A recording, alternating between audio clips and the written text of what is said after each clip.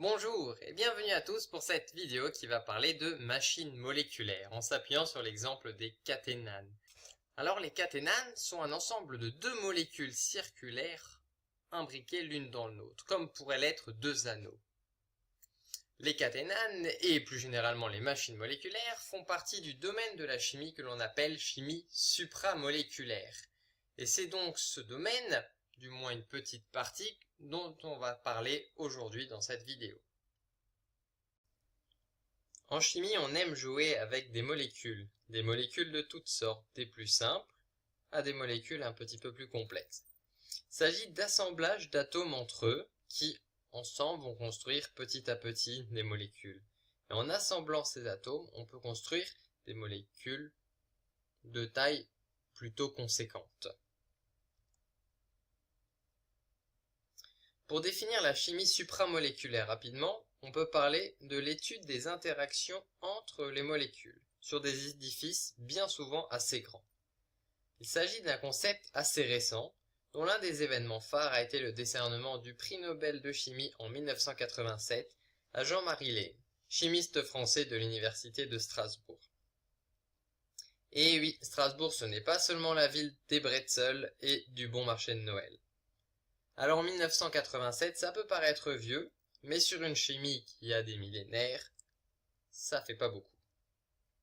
Dans cette vidéo, on va parler d'une partie de la chimie supramoléculaire en prenant l'exemple du moteur moléculaire. Alors l'idée qu'on a du moteur, c'est quoi?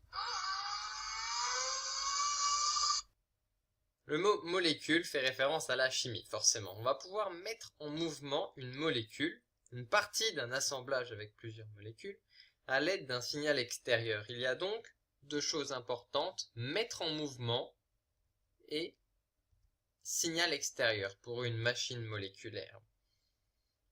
Si on regarde l'exemple de la voiture, le signal extérieur peut être celui que vous donnez en appuyant sur l'accélérateur et le mouvement, c'est donc la voiture qui va avancer. On peut définir également un moteur moléculaire si la source d'énergie est continue et que le mouvement devient périodique. Prenons un exemple biologique qui se passe à l'intérieur du corps humain. Une enzyme ici appelée ATP synthase. Dans une membrane, par exemple cellulaire, se trouve une partie représentée ici en rouge, creuse au milieu. Au-dessus, une partie représentée ici en rose, qui supporte d'autres parties représentées ici en bleu et en jaune. Or, toutes ces parties colorées, rouge, rose, jaune et bleu, sont des molécules biologiques, par exemple des protéines. Lorsqu'un flux de protons, donc un flux de protons, que l'on représente H+, traverse cette entité, que l'on appelle donc moteur moléculaire, il va pouvoir se mettre à tourner. On a donc la mise en mouvement d'un système, mise en mouvement, par un signal extérieur, le signal extérieur étant le flux de protons H+. Et à chaque fois que le système effectue un tour, il va produire 3 molécules d'ATP, donc on appelle adénosine triphosphate, qui représente l'énergie dans notre corps. Donc là, on a l'exemple d'un processus biologique, un moteur moléculaire. Et dans la vie de tous les jours, y a-t-il des moteurs ou des machines semblables à celle-là, qui présentent les caractéristiques énoncées? Bien, si on considère un moulin à eau, vous allez avoir un moulin qui va pouvoir tourner lorsque de l'eau passe en dessous. L'eau qui circule ici de droite à gauche va entraîner le moulin. En ce sens, on peut considérer que c'est un moteur, un flux d'eau va mettre la roue à tourner. On peut éventuellement fabriquer de l'électricité en ajoutant une turbine sur la roue, par exemple. Alors en résumant, pour l'ATP synthase, le mouvement, le moteur va tourner. Pour le moulin à eau, ça tourne également. L'énergie ou le signal extérieur, pour l'ATP synthase, on avait un flux de protons H+, qui allait traverser le système. Pour le moulin à eau, un flux d'eau qui passait en dessous. Et la production d'ATP dans le cas d'ATP synthase, ou une production par exemple d'électricité pour le cas du moulin à eau. Revenons à notre moulin. L'eau s'écoule ici de droite à gauche, et le moulin tourne. Que se passe-t-il si l'eau s'écoulait cette fois-ci de gauche à droite? Eh bien, le moulin tournerait dans l'autre sens. Il s'agit donc d'un processus réversible. Et la réversibilité va être quelque chose qui va encore une fois être très important en chimie supramoléculaire. Alors pour commencer, simplifions un peu le système. on enlève déjà le soleil. On va enlever l'eau, on enlève l'hélice du milieu également. On enlève les petites planches à bois, toutes sauf une. Et on regarde comment cela va tourner. Donc ceci est notre moulin, mais avec une seule pale, une planche en bois. Maintenant, si le moulin, on le représente par un anneau gris, puis la pale par une pale un peu plus grande, et par un anneau noir en fait, enlacé autour du gris. On retrouve un système qui peut tourner comme un moulin. Où cette fois-ci, en fait, on a deux anneaux entrelacés, un anneau noir autour d'un anneau gris. Si maintenant on suppose que l'anneau gris est une molécule A et l'anneau B une molécule B, on considère donc deux anneaux entrelacés et on rentre parfaitement dans le cadre de la chimie supramoléculaire, qui étudie donc l'interaction entre les molécules et ici les deux molécules, molécule A et molécule B, où la molécule B peut tourner autour, tout comme les pales d'un moulin. Ce genre de système est appelé caténane, deux molécules entrelacées, ici une grise et une noire, l'une dans l'autre. Et c'est ce qui a entre autres beaucoup intéressé un chimiste anglais, Sir James Fraser Stoddart, qui obtint le prix Nobel de chimie en 2016. Là, on est donc sur des choses vraiment récentes, accompagné donc de Jean-Pierre Sauvage, un autre Français, et Bernard Lucas Feringa, un Hollandais. Une molécule est donc, on l'a vu tout à l'heure, composée d'atomes arrangés d'une certaine manière. Sans entrer dans les détails, on va représenter cette molécule de gauche qui présente une partie représentée en rouge, une représentée en verte, une représentée en violette. On va la représenter par un anneau gris avec trois parties, une rouge, une verte, une violette. Et la molécule B, représentée ici donc en termes d'atomes, on va nous garder comme représentation un anneau noir. Il suffit donc de faire enlacer ces deux molécules et on a notre système, notre machine moléculaire, deux molécules que l'on représente par des anneaux et les anneaux vont pouvoir tourner. Donc supposons qu'il y ait trois parties pour l'anneau noir autour de l'anneau gris, représentés donc successivement par les couleurs rouge, verte et violette. Si les parties sont prises successivement, on a bien un moteur moléculaire analogue à celui du moulin à eau. On a dit mettre en mouvement par l'intervention d'un signal extérieur. On a compris ce qu'est le mouvement, mais quel est le signal extérieur? Très bonne question, le pingouin. Quelle va être l'énergie à appliquer ici? Quel est le signal extérieur pour provoquer le mouvement? Quelle est en quelque sorte l'eau qui fait tourner le moulin? On peut parler de flux de particules. On a vu comme particules tout à l'heure des protons. H+, eh bien le flux de particules, cela peut être différentes choses. Les particules peuvent être tout simplement des molécules, ou alors des protons, des particules élémentaires chargées donc positivement, qui interviennent notamment dans le pH du corps humain, des électrons, particules élémentaires chargées cette fois-ci négativement, ou alors tout simplement de la lumière, ou bien de la chaleur. Le cas que l'on va regarder ici va être celui des électrons. Les électrons sont donc des particules chargées négativement, chargées moins. Et pourquoi les électrons sont-ils intéressants? Tout simplement parce qu'ils contrôlent un grand nombre de processus biologiques au sein du corps humain, notamment dans la chaîne respiratoire. Afin de simplifier encore l'étude de notre moteur, on va garder deux positions pour comprendre le principe, une position rouge et une position verte. Supposons que l'un des anneaux soit fixe, par exemple la molécule représentée ici en gris, et que l'autre puisse bouger, la molécule représentée ici par un anneau noir. Mais que la molécule représentée en noir ne soit stable qu'à deux positions, autour d'une position rouge, autour d'une position verte. Le fait d'ajouter des électrons va faire passer l'anneau noir par exemple autour de la partie verte, et le fait de retirer des électrons va faire revenir le système à l'état initial, où la molécule représentée par l'anneau noir est autour de la partie rouge. Donc le fait d'ajouter ou de retirer des électrons vont permettre de faire passer successivement d'une position à l'autre. Alors on vient de voir qu'on peut passer d'une position 1 à une position 2 par un apport d'électrons. On part d'un système commutable car on peut commuter entre deux positions. comme un interrupteur. Pour les molécules, l'énergie appliquée, ce sont des électrons, un flux d'électrons dont on vient de parler. Pour un interrupteur, l'énergie appliquée, c'est une énergie mécanique. C'est votre main, votre doigt qui va appuyer sur l'interrupteur. Et comme le dit si bien Jacouille, jour, nuit, jour, nuit, jour. Donc pour résumer, une molécule représentée en noir qui est sur une partie rouge d'une autre molécule, par ajout d'électrons, la molécule représentée en noir peut aller sur l'autre partie, la partie représentée en verte. Analogie avec l'interrupteur où on a deux positions différentes.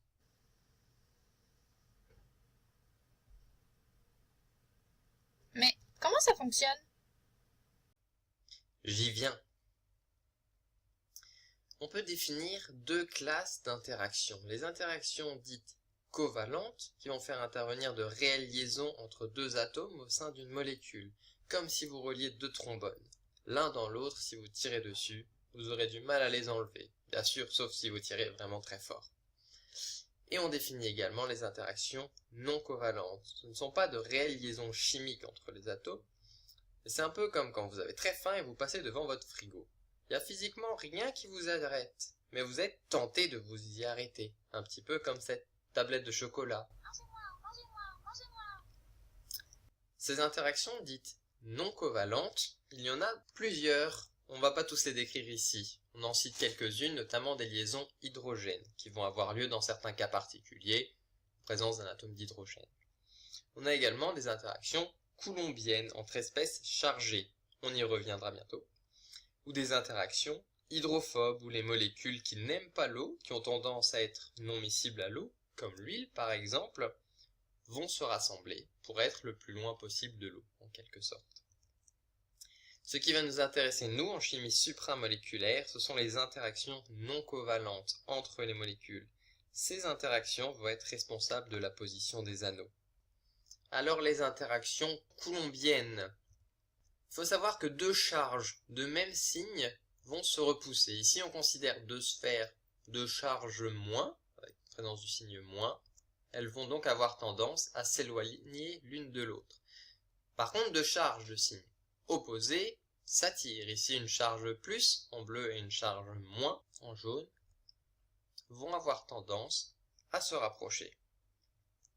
C'est la même expérience, mais attention, cela ne repose pas sur le même phénomène physique. C'est la même expérience que lorsque vous rapprochez deux aimants. Dans un sens, ils vont avoir tendance à s'attirer, tandis que dans l'autre, ils vont se repousser.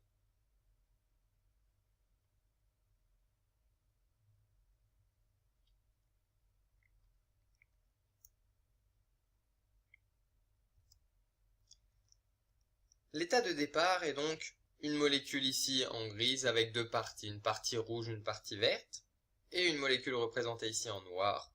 En réalité, la molécule représentée ici par l'anneau noir est chargée 4+. On voit les 4 charges plus qui sont ici sur les atomes représentés par la lettre N, et donc par la suite on représentera l'anneau noir comme étant un anneau avec 4 charges plus. La molécule représentée par l'anneau gris avec une partie rouge, une partie verte est la même molécule, ici non chargée à l'état initial. À l'état initial, l'anneau noir chargé 4+, préfère se mettre sur la partie verte, du fait d'interactions favorables, mais que l'on ne va pas détailler ici. Lorsque l'on va enlever des électrons, quels électrons on enlève? Les électrons les plus faciles à enlever. C'est comme quand vous faites un déménagement, si vous avez le choix entre un carton qui va être très lourd et un carton très léger, vous allez plutôt avoir tendance à prendre le léger. Donc on enlève les électrons les plus faciles à enlever. Et il se trouve que les électrons les plus faciles à enlever sont situés sur la partie verte. On avait donc quelque chose de neutre. Si on enlève 2 charges moins, il reste 2 charges plus. Et donc, qu'est-ce que l'on voit ici? Une répulsion coulombienne dont on a parlé entre des charges plus sur la partie verte et des charges plus sur l'anneau noir. Et donc, qu'est-ce qu'il se passe lors d'une répulsion coulombienne? L'anneau va changer de position et va venir se situer sur la partie rouge. On a donc une molécule qui va être repoussée par l'autre molécule. La molécule représentée en noir et la molécule représentée en grise avec cette partie verte vont se repousser. Et donc, on va aboutir à cette configuration où la molécule représentée en noir est sur la partie rouge. Si maintenant, on rajoute 2 électrons, on les ajoute là où c'est le plus facile, où il va être capté le plus facilement, et c'est de nouveau sur cette partie verte. On revient à un état comme à l'état initial, partie neutre. Donc il n'y a plus de répulsion colombienne. L'anneau noir va pouvoir revenir se mettre à sa position initiale autour de la partie verte. On a donc comme bilan enlever 2 électrons qui va nous provoquer une répulsion charge plus avec des charges plus. L'anneau noir va pouvoir bouger, changer de position et arriver sur la partie rouge. Rajouter 2 électrons nous fait revenir à l'état initial où la molécule représentée ici par l'anneau noir est revenue sur la partie verte.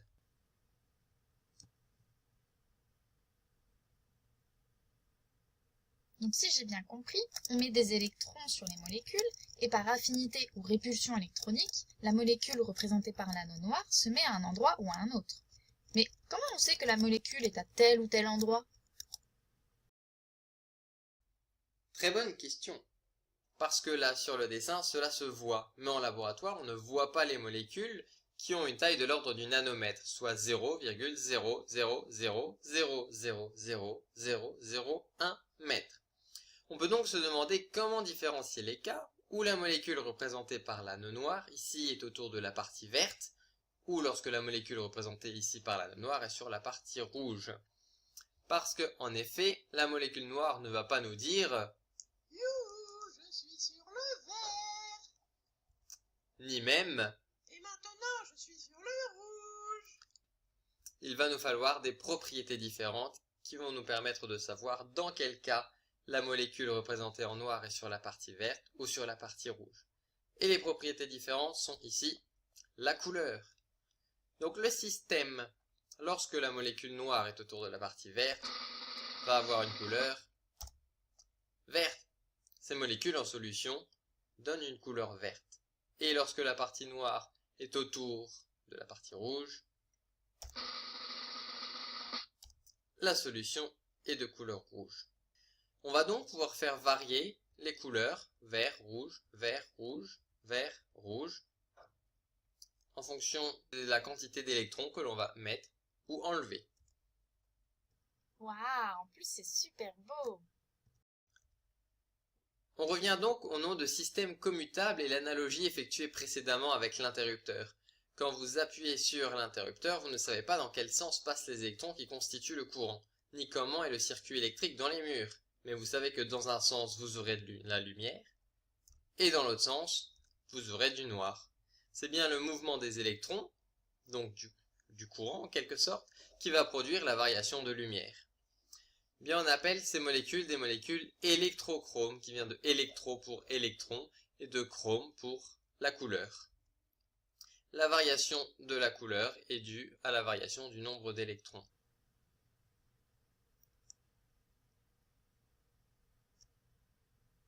On parle d'interrupteur. Si c'est comme une ampoule, des fois les ampoules ça grille. Le système il grille lui aussi? Bonne question. Imaginons. Jour, nuit, jour, nuit, nuit, nuit, nuit. Et oui, la scène des visiteurs aurait été tout de suite moins drôle si l'ampoule avait cassé, que peu importe la position de l'interrupteur, tout le monde avait été plongé dans le noir. La question est donc la résistance à la fatigue électrique. Alors quand on parle résistance à la fatigue, on ne parle évidemment pas de cette fatigue. Le système est commutable. On a parlé d'un processus donc réversible. Mais on va vouloir pouvoir commuter plusieurs fois. Si le système est réversible mais qu'une seule fois, c'est pas très bon. Comme une ampoule qui va bien briller mais qu'on ne peut allumer qu'une seule fois ou deux. Si on regarde le cas ici, on va définir donc quelque chose de résistant comme un système réversible un grand nombre de fois. Système non résistant s'il est réversible mais uniquement quelques fois. Attention, la notion n'a rien à voir avec la résistance que l'on peut voir en électricité. Pour étudier le caractère réversible et la résistance à la fatigue électrique, on va avoir deux possibilités. L'étude de la variation de couleur, comme on a vu que la couleur était une propriété due à la répartition des électrons, ou alors une étude de la variation du courant électrique, le courant étant lui-même composé d'électrons. Et dans un premier temps pour l'étude de la variation de couleur. On commute le système qui va passer du vert au rouge, puis vert, puis rouge, puis vert, puis rouge, et ainsi de suite. Et bien au fur et à mesure des répétitions, si la couleur est rigoureusement la même, on voit ici que la succession des fioles va à chaque fois donner la même couleur verte et la même couleur rouge, on va avoir un système qui est dit résistant. Si les commutations successives vert-rouge vont donner des couleurs qui vont être de plus en plus ternes et de plus en plus difficilement distinguables, le système va être dit non résistant. Cela signifie que les molécules ne vont pas commuter et donc ne vont pas donner une belle couleur verte ou une belle couleur rouge. Petit à petit, des molécules vont se dégrader et vont rester peut-être bloquées dans une position et ne vont plus pouvoir tourner. Alors ici, on le représente avec des dessins. Mais en laboratoire, les couleurs sont suivies avec un appareil particulier appelé spectrophotomètre UV visible qui va enregistrer le spectre d'absorption de la lumière, à savoir ce que le composé chimique va absorber. On a vu que l'on pouvait suivre la variation de couleur pour étudier la résistance à la fatigue électrique. La deuxième possibilité, c'est de suivre la variation de l'intensité du courant électrique. Car ici, c'est le nombre d'électrons que l'on fait varier pour passer de gauche à droite, on va gagner 2 électrons. Et le mouvement des électrons, c'est du courant électrique, exactement ce qu'il y a dans les fils électriques, dans votre circuit électrique par exemple. Ici on a un caténane, donc ces deux molécules enlacées, un caténane et donc il va y avoir 2 électrons pour basculer. Si vous mettez 2 caténanes, chacun échangeant 2 électrons, vous allez avoir 4 électrons. 4 caténanes, vous allez avoir 8 électrons, et ainsi de suite. Pour n caténanes, vous allez avoir un échange de 2n électrons. Et quand vous mettez votre système dans une fiole, par exemple, en solution, vous allez avoir énormément de systèmes, énormément de caténanes. Et donc vous allez avoir énormément d'électrons qui vont être échangés. On va par la suite noter n, le nombre de caténanes, à savoir le nombre de molécules comme ça enlacées. Il y aura donc 2n électrons qui peuvent être échangés. On va donc suivre l'évolution du courant en fonction des commutations. On note ici l'intensité du courant, donc, qui va être maximale si 2n électrons sont transférés. Et ici, on notera alors les commutations successives. Première commutation, deuxième commutation, et ainsi de suite. On réalise un premier passage de la couleur verte à la couleur rouge, une première commutation. L'intensité du courant est maximale, 2n électrons, ce qui signifie que toutes les molécules en noir se sont bien disposées sur la partie rouge. On réalise une deuxième commutation, l'intensité du courant est toujours la même. Puis une troisième commutation, et ainsi de suite, on va faire plein de commutations. Le courant est toujours le même. Si l'intensité du courant est toujours la même, tous les systèmes sont en train de commuter. Le système est résistant. Si par contre maintenant, en notant toujours l'intensité du courant à gauche et donc le nombre de commutations à droite, l'intensité du courant diminue au fur et à mesure que l'on commute, cela signifie qu'il n'y a pas de n électrons qui sont en train d'être échangés. Pourtant on a n caténanes et donc tous les caténanes ne sont pas en train de tourner. Cela signifie que petit à petit, des molécules s'affaiblissent et ne peuvent plus échanger d'électrons. Il va y avoir une dégradation et le courant va diminuer. Le système n'est donc pas résistant. On ne peut pas le commuter à l'infini. Au bout d'un moment, plus rien ne se passe. Alors ici, comme précédemment, l'explication est assez simple. Les chimistes en laboratoire vont utiliser des techniques un petit peu plus compliquées et utiliser des appareils particuliers. Pour le système que l'on considère depuis le début de cette vidéo, les chercheurs ont utilisé à la fois la méthode colorimétrique et la méthode électrique et ont déterminé les mêmes couleurs et les mêmes courants après commutation. Le système est bien résistant.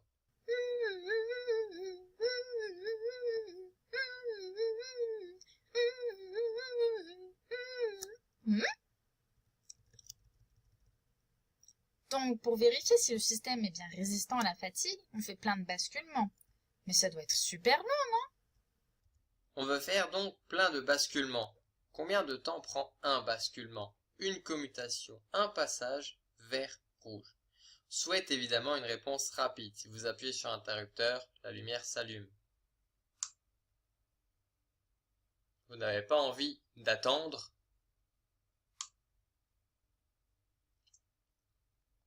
C'est le même principe ici. On va avoir envie d'une réponse rapide. Le système réagit-il vite? On a deux étapes. Dans un premier temps, un déplacement d'électrons qui va provoquer cette répulsion coulombienne, induisant le mouvement de la molécule représentée par l'anneau noir sur la partie rouge.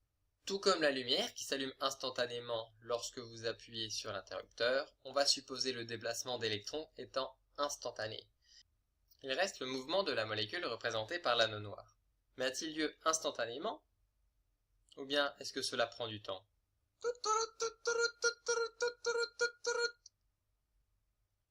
On veut aller vers un endroit plus stable, à savoir sur la partie rouge, en partant d'un endroit pas très stable avec une grosse répulsion coulombienne.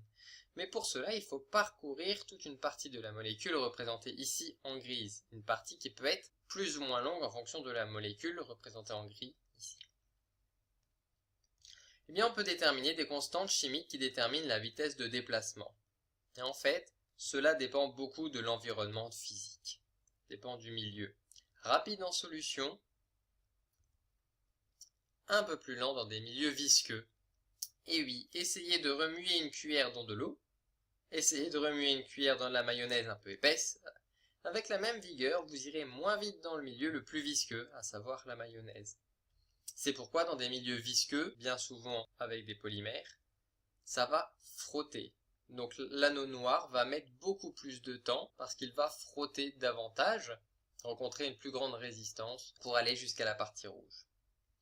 Alors on dit rapide, eh bien cela peut aller de la nanoseconde à la milliseconde. Nanoseconde, ça représente 0,000000001 seconde. Ce qui signifie que la molécule aurait le temps de faire 60 milliards de tours en 1 minute. L'anneau noir pourrait passer 60 milliards de fois sur la partie rouge en 1 minute. Donc la nanoseconde à la milliseconde, 0,001 seconde. Alors cela dépend du milieu, cela va dépendre de la température également. Quand vous chauffez de l'eau, les molécules vont bouger de plus en plus vite jusqu'à l'ébullition. Ici c'est pareil. Augmenter la température permet aux molécules d'avoir plus d'énergie et de bouger beaucoup plus vite. La vitesse va donc augmenter lorsque la température va augmenter. Et donc pour notre système, en solution et à température ambiante, le basculement est immédiat. Ok. Allez, regardons ce que vous avez retenu de cette vidéo. Qu'est-ce qu'il nous faut pour faire un bon moteur moléculaire? On va prendre le système et on rajoute une position violette, comme ce que l'on a vu au tout début, une molécule A avec 3 sites, représentés ici en rouge, vert et violet, que l'on représente par un anneau gris avec 3 positions rouge, vert et violet. Et la molécule B, qu'on représente par un anneau noir avec 4 charges plus. Pour faire un bon moteur moléculaire ou une machine moléculaire, on a regardé dans cet ordre quelle était l'énergie à appliquer pour pouvoir créer un mouvement, quelles étaient les interactions mises en jeu, comment être sûr qu'il y ait un mouvement, le système était-il résistant à la fatigue électrique, et le système était-il rapide. L'énergie à appliquer. Le flux de particules. On avait dit que cela pouvait être un flux de molécules, un flux de protons, H+, chargé positivement, un flux d'électrons, le moins donc chargé négativement, de la lumière ou de la chaleur. Et bien pour notre système à 3 couleurs, rouge, verte et violette, ce sont également des électrons que l'on va regarder. Il s'agit d'un processus bien réversible, la réversibilité étant un phénomène important. Le passage entre rouge et vert peut se faire par des électrons, le passage rouge-violet et vert-violet par un échange d'électrons également. C'est donc l'échange d'électrons qui va pouvoir faire que le système va prendre ces 3 positions successivement. L'énergie à appliquer, ce sont donc des électrons. Quelles sont les interactions mises en jeu? En chimie supramoléculaire, les interactions que l'on regarde sont dites non covalentes, voire ici entre molécules sans réelle liaison chimique entre 2 atomes par exemple. On avait vu que dans un premier temps, pour des raisons que l'on n'a pas détaillées ici, la molécule représentée par l'anneau noir est plus stable, présente de meilleures interactions si elle est sur la partie verte. Et lorsque l'on enlève 2 électrons, on a une répulsion coulombienne entre des charges plus, qui fait que l'anneau noir va se placer sur la position rouge également. Bien, il faut savoir que la position violette possède elle aussi des charges plus, ce qui fait que l'anneau noir ici ne va pas se mettre sur la position violette. Là, on a enlevé 2 électrons pour faire apparaître 2 charges plus. Si, à la molécule de départ, en haut à droite, on rajoute 3 électrons cette fois-ci, on les rajoute, on a dit, là où c'est le plus facile de les rajouter. Eh bien, là où c'est le plus facile de les rajouter, c'est ici. 1 électron sur la partie violette, 2 électrons sur l'anneau noir, ce qui explique que l'anneau noir n'est plus que 2 charges plus, que la partie violette en est une seule. Dans cet état, il y a quelque chose de plus stable. Il y a une position pour la molécule noire qui est plus favorable car il y aura de meilleures interactions, un gain de stabilité. L'anneau noir se met sur la position violette. Alors ici, on pourrait penser à une répulsion coulombienne, eh bien non, parce que l'anneau noir étant suffisamment grand, les charges plus de l'anneau noir sont suffisamment loin de la charge plus de la partie violette. On a des interactions ici favorables pour la partie violette, ce qui explique qu'on va avoir cette troisième position. Et alors si cette fois-ci on enlève 5 électrons, on enlève les électrons les plus faciles, et les électrons les plus faciles à enlever sont ceux que l'on a rajoutés à l'instant, à savoir 1 électron sur la partie violette et 2 électrons sur la partie noire, et également les électrons présents tout à l'heure, les 2 électrons que l'on a enlevés sur la partie verte. Il y a donc cette fois-ci de la répulsion coulombienne entre l'anneau noir et la partie violette. Il y en a aussi entre l'anneau noir et la partie verte, c'est pourquoi l'anneau noir va se mettre sur la partie rouge. Et on obtient donc ce schéma récapitulatif. Avec différents échanges d'électrons, on peut faire prendre successivement les 3 positions pour la molécule représentée ici en noir. Les interactions mises en jeu sont des interactions non covalentes entre molécules, plutôt de faible énergie. Et on a détaillé principalement l'interaction coulombienne qui était celle la plus facile à appréhender. Bien maintenant, comment s'assurer du mouvement? Si on avait vu tout à l'heure que lorsque la molécule représentée par l'anneau noir était sur la partie verte, la solution était de couleur verte. Lorsque la molécule représentée par l'anneau noir est sur la partie rouge, la solution est de couleur rouge.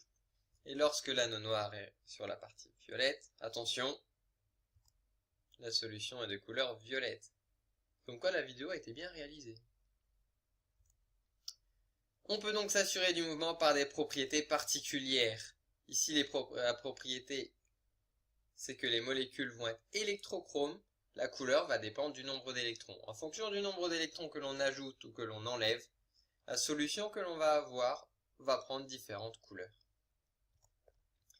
Maintenant, le système est-il résistant à la fatigue? On avait vu 2 possibilités pour déterminer la résistance. La première était l'étude de la variation de couleur, c'est celle que l'on va étudier maintenant.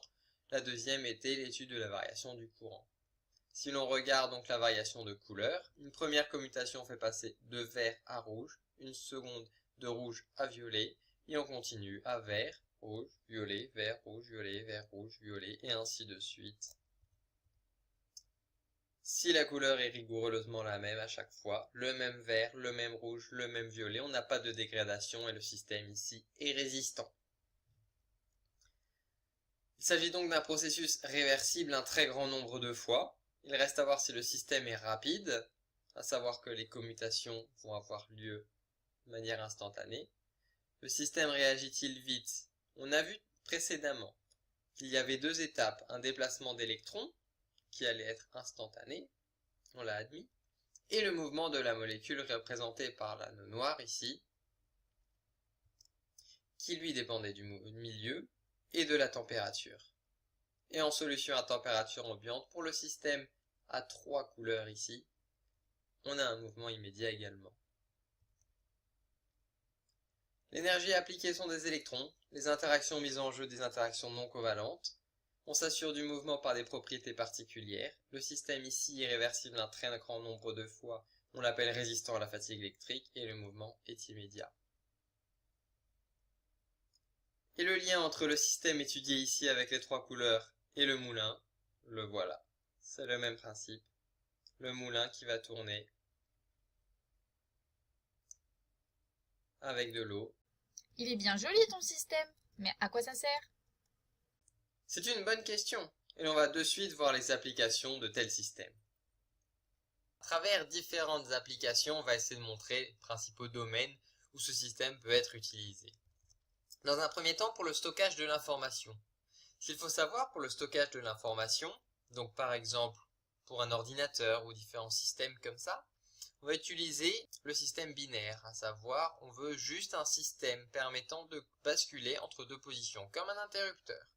C'est tout ce que l'on souhaite, un système capable de commuter dans deux positions. Et alors, le premier système que l'on a étudié, avec une partie verte et une partie rouge, c'est tout à fait ça, une molécule présentant deux sites différents, où une autre molécule, par exemple noire, peut venir se mettre dessus.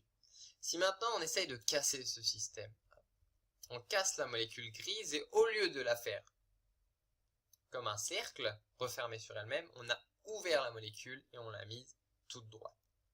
Maintenant, on va en ajouter un deuxième, troisième et quatrième. Ici, on garde à l'esprit qu'on a 4 molécules représentées en gris avec des sites distincts, 2 sites particuliers, un rouge, un vert.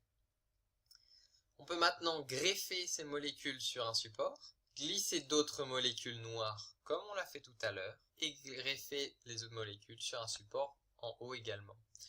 Donc là on a ce que l'on appelle un rotaxane, à la différence des caténanes vues précédemment, où les caténanes, les deux molécules sont entrelacées, les deux molécules forment des anneaux fermés, et pour le rotaxane, une des molécules forme un anneau fermé, l'autre molécule est attachée de part et d'autre en quelque sorte à quelque chose de très gros, de sorte que l'anneau noir ne puisse pas sortir ni en haut ni en bas.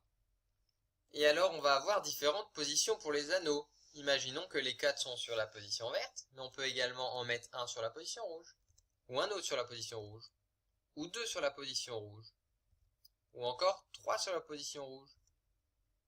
On a une multitude de possibilités qui nous donnent autant de signaux différents. Et en attribuant à chaque combinaison un signal, on peut faire du stockage d'informations. On peut avoir ici plein de signaux différents. Alors là, on n'a représenté que 4 systèmes, mais on peut imaginer le nombre de combinaisons possibles lorsque l'on multiplie le nombre de systèmes comme cela. Et bien l'avantage de cette méthode, c'est qu'étant donné la taille des molécules capables de stocker une information, on pourrait avoir l'équivalent de 40 millions de molécules ici sur 130 nanomètres. N'oubliez pas, 130 nanomètres qui représentent 0,000000130 mètres. Et donc à l'heure actuelle, il n'existe aucun système aussi petit permettant de stocker autant d'informations. Donc on pourrait aller vers la miniaturisation d'ordinateurs, de téléphones portables, en remplaçant les systèmes de stockage d'informations actuels par des molécules. Une autre application se retrouve dans les objets qui changent de couleur, et par exemple les lampes. Alors certes, il existe d'autres méthodes actuellement sur le marché pour faire des lampes qui changent de couleur, mais là on va utiliser notre système. Supposons qu'il y ait une ampoule, entre guillemets, normale à l'intérieur, que vous pouvez acheter n'importe où, et que le contour de la lampe contienne le système moléculaire. On sait qu'en solution, si l'anneau noir est sur la partie verte, la couleur de la solution est verte. Et bien également ici, si on arrive à mettre ce système dans le contour autour de la lampe, quand l'ampoule va éclairer la lampe, on aura une impression de couleur verte. Donc lorsque la molécule représentée par l'anneau noir est autour de la partie verte, la lampe semblera verte. Lorsque cet anneau noir sera autour de la partie violette, la lampe semblera violette. Et lorsque l'anneau noir sera autour de la partie rouge, la lampe semblera rouge. Donc les couleurs peuvent être prises successivement.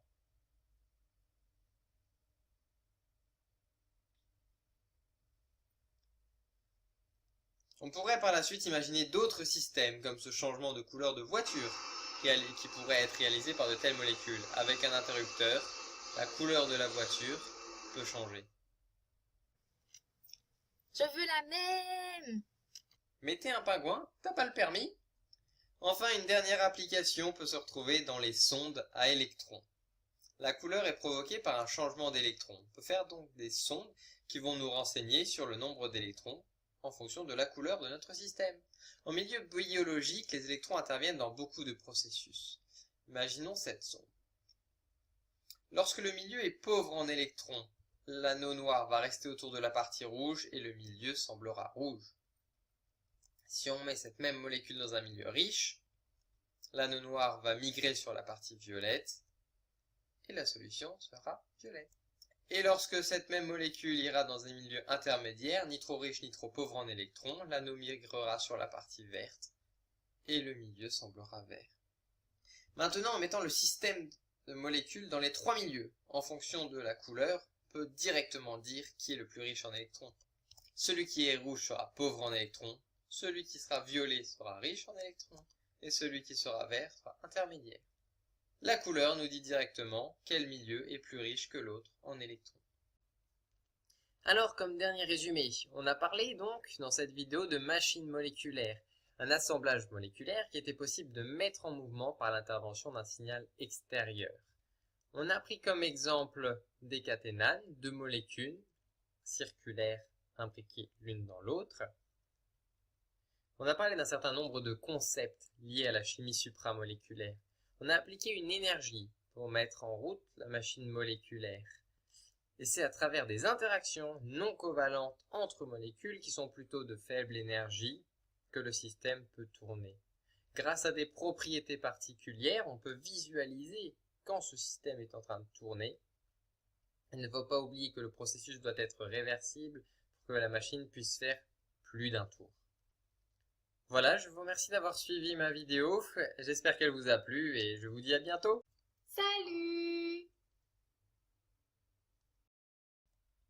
Et pour les plus curieux, la petite bibliographie qui nous a servi à réaliser cette vidéo. Et t'es fier de toi avec ta vidéo? Ah, plutôt, oui.